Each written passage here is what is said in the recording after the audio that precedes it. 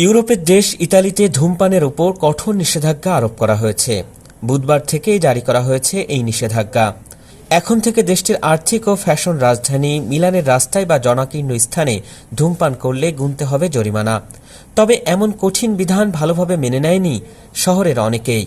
নিষেধাজ্ঞায় বলা হয়েছে, মিলানে যারা এই নিষেধ অমান্য করবে তাদের 40 থেকে 240 ইউরো পর্যন্ত জরিমানা করা হতে পারে, বাংলাদেশের মুদ্রায় যা প্রায় 5,000 থেকে 30,000 টাকা পর্যন্ত।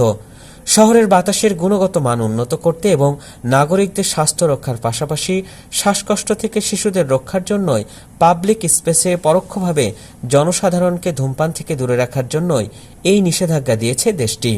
এর আগে 2020 সালে সিটি কাউন্সিলে মিলানের বায়ুমানের অধ্যাদেশ পাশ করা হয়েছিল, যেখানে ধূমপানের ওপর কঠোর নিষেধাজ্ঞা আরোপের সুপারিশ করা হয়েছিল।